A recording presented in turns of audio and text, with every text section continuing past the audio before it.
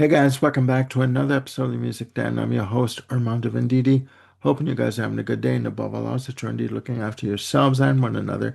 Today, ladies and gentlemen, I want to welcome you to Desert Island Discs. Now, if you're a music fan like me and a collector, no doubt over the years you've collected a absurd amount of vinyl and CDs and cassettes to listen to.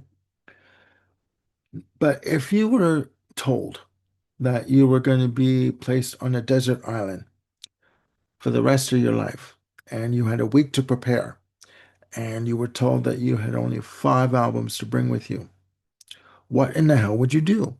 And what would you pick? You know, if you've got a lifetime worth of albums to choose from, and that you've had, say, for like 10 years, that's a lot of albums to choose from. Well, again, what in the hell would you do with that? So I have been able to come up with 5 albums that I truly feel that if I was put on a desert island, these 5 albums would be the ones that I would want with me for all time. And in looking at the list, I really do believe it pretty much represents the type of music I listen to, across a wide variety of genres. So coming in at number one is Queen with Queen 2. Big surprise, right? Me choosing Queen. Now, I know people would say that, why not? People would ask me, why not choose A Night at the Opera, Day at the Races, News of the World, Jazz, The Game, The Miracle, the debut album. But for me, Queen 2, over time, has become the one album that I usually go back to listen to when I want to listen to Queen, from front to back, from, track 1 to track 11. It is for me simply fantastic. First of all, from the outside, the cover shots of, the black and white themes on the album, the iconic shot that was taken by Mick Rock, to side white, with Father to Son, White Queen, uh, procession that starts off side one, Someday, One Day, Loser in the End, heavy guitar, heavy drums, intricate arrangements, a wall of harmony vocals that come in, textures upon textures, and delivered with a hell of a punch. And then you have side two or side black with, you know, Ogre Battle, Fairy Phyllis Masterstroke, Nevermore, The March of the Black Queen, Funny How Love Is, with the wall of acoustic guitars, and the, one and only single from the album, Seven Seas of Rye. For me, again, Queen 2 has always been the one album that over the years I would always go back to and listen to and enjoy every single second of it. And, I've gone on record as saying it is indeed my favorite Queen album. I love all the albums, do not get me wrong. But if I was, again, put on a desert island, this is the one album that I would choose to listen to for all time. Because for me, it best represents what Queen were about in the early stages of their career. Because again, people seem, when you think Queen, you think anthemic hits. You think of Bohemian Rhapsody, We Will Rock You, We Are the Champions, you know, and rightfully so. But in the beginning, in the early stages of their career, Queen were undoubtedly a hard rock band at the core of everything that they were doing. And to me, Queen 2 best represents what they were doing in the earlier part of their career. It's a fantastic album. Mhm. Now, my second album of choice for a Desert Island Disc, Pink Floyd with The Wall. Now, again, Pink Floyd, massive band, progressive rock band, art rock band in the 70s with albums like Dark Side of the Moon, Wish You Were Here, Animals. Um, but for me, this is a fantastic album. The Wall, to me, a double album, 26 tracks. And I know people are going to say that this was Roger Waters at his utmost domination being dominating of the band, and he would agree too. I mean, he was a tyrant. It's got to be said with regards to how he wanted things done in the studio, and his ideas were going to come out. And at this point, he was saying or starting to think he was indeed, in fact, Pink Floyd. And when I listened to The Wall, there was not one track I would skip, from In the Flesh to The Happiest Days of Our Lives to The Thin Ice to Another Brick in the Wall, Part One, Part Two, Mother, uh, Goodbye Blue Sky, uh, One of My Turns, Empty Spaces, Comfortably Numb, Hey You. Every track on this album is a banger. It's filled with intensity, emotion, anger, sadness, uh, joy, rebellion. It is all wrapped up in this double album. And for me, this is an album I can sit and listen to in its entirety over and over and over again. And I know there have been arguments about you need to trim this down to make it a more enjoyable album to listen to. I'll go on record. I cannot think of any songs that I would remove from this album to make it work as a single disc album. Okay? You need all of the music on here, all 26 tracks in that running order that it is now, for it to work as a cohesive story. Okay? And again, to have this on a desert island, that would be perfection for me. Coming in at number three, Pat Metheny with Secret Story. Now, Pat Metheny, this is where my tastes diverge a little bit here. Pat Metheny, jazz fusion guitarist extraordinaire, fantastic. He has a list of albums that I wouldn't even begin to try and rank if I even thought of doing that. Secret Story to me, um, one of his, hmm, I'm not going to say it's an obscure album that people really don't talk about, because they do. But when you think of Pat Metheny albums, I really don't hear people mentioning Secret Story. Secret Story was released in 1992, and 14 tracks in total. It's listed as world music, jazz, fusion, Latin music. It is simply fantastic to listen to. Again, 14 tracks in total, all instrumental with vocal phrasings coming in and out on certain songs. Again, there is not one song on this album I would skip.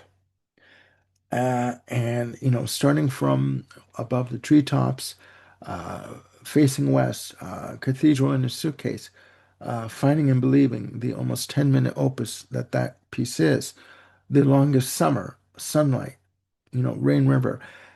Every one of these songs to me conjures up different feelings and emotions.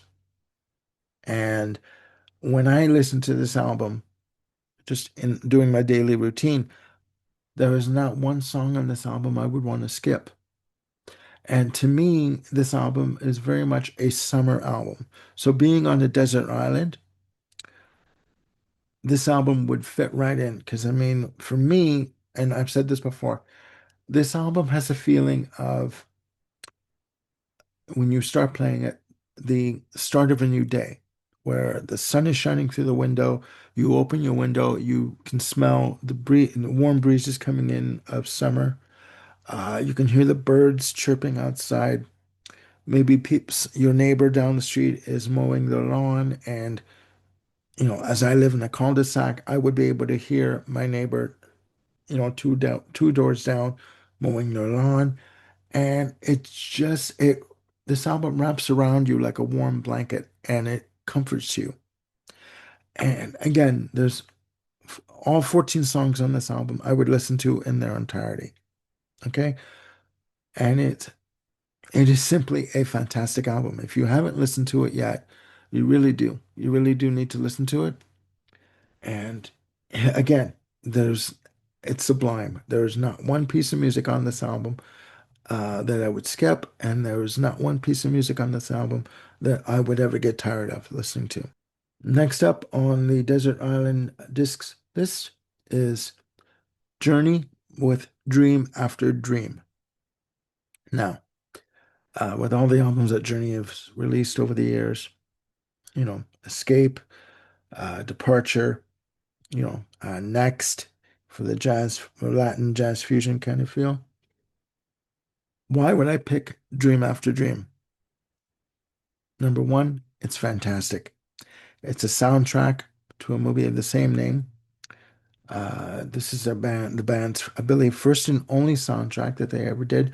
Short soundtrack, 9 songs in total, like 35 minutes in length.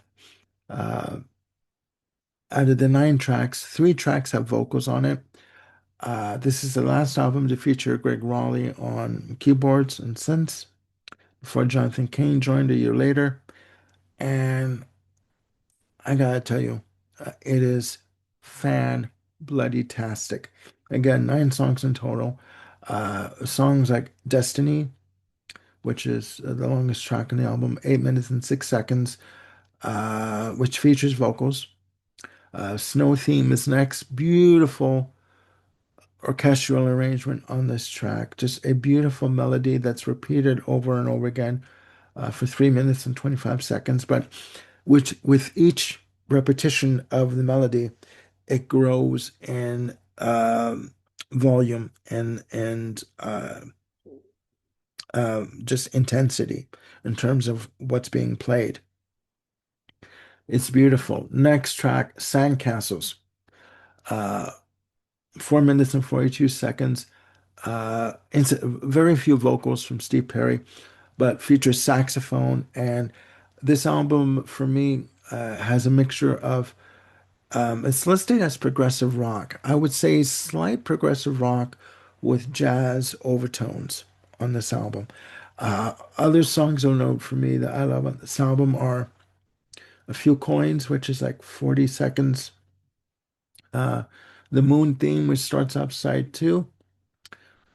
When the Love Is Gone. Uh, Festival Dance, which is only like 44 seconds. Excuse me. The one track called The Rape, which is 2 minutes and 11 seconds. And excuse me. Um, it is simply beautiful. It's orchestral, beautiful strings that are used. And the last track on the album, which was released as a single for the album called Little Girl, which I first heard on the Times Cubed box set back in 1993. Again, 9 tracks in total. Beautifully done. Very unlike what you would hear from Journey or what you would expect to hear from Journey. Mostly instrumental. Beautifully done. Fantastic. Fantastic album. This is the one album from Journey from their uh, discography that I would not skip any track on this album. Um, my only beef or grievance for the album is it should have been longer, you know, and it should be mentioned more. So this is a definite Desert Island disc for me.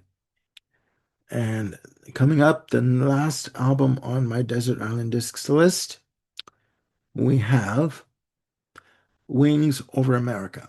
I had to put a live album in there somewhere, and this album is simply fantastic. Triple album, double cassette that when it was released. And it is Paul McCartney and Wings at their best. This was recorded on Paul McCartney and Wings Venus and Mars tour, world tour, and 28 tracks in total. And it is simply fantastic. Uh, Anything that you want to hear from Paul McCartney in terms of his career up to that point is on this album. Songs like Venus and Mars, Rock Show, and Jet, which are done as a uh, 3-song medley.